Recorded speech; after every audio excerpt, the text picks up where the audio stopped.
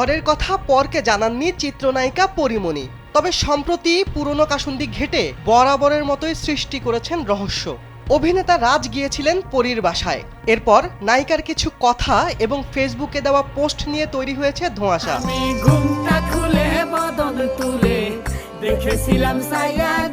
এসব দেখে শুনে নেটিজেনদের একাংশ ভাবছে রাজ হয়তো যাননি পরীমণির বাসায়। আরেক দল মনে করছে সাবেক এই দম্পতি হয়তো মিলে যাওয়ার চেষ্টায় আছেন।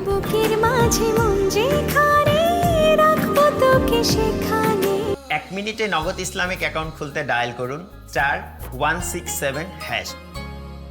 আলাদা হওয়ার পর মুখ দেখাদেখি বন্ধ ছিল রাজপরীর। তবে সন্তান পুণ্যের জন্য এই দুই তারকার সম্পর্কের সুতা পুরোপুরি ছিঁড়ে যায়নি। যদিও রাজকে নিজের জীবন থেকে মুছে ফেলেছেন পরী, বলেছেন রাজ তার জীবনে মৃত। এই অভিনেতা এখন তার কাছে ঘৃণার পাত্র। গণমাধ্যমকে এমনটাই জানিয়েছেন পরী।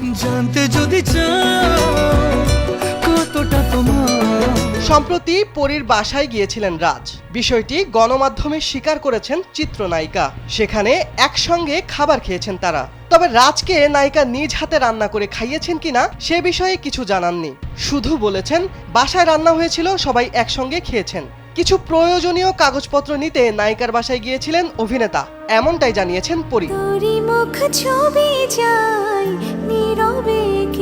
পরীর বাসায় যাওয়ার বিষয়ে বরাবরের মতোই মুখে কুলুপ এঁটেছেন অভিনেতা রাজ। অন্যদিকে শনিবার পরী ফেসবুকে এমন একটি পোস্ট দিয়েছেন যা দেখে নেটিজেনরা ভাবছেন রাজকে রান্না করে খাওয়ানো তো দূরের কথা, অভিনেতাকে বাড়িতেই ঢুকতে দেবেন না পরীর দারোয়ান।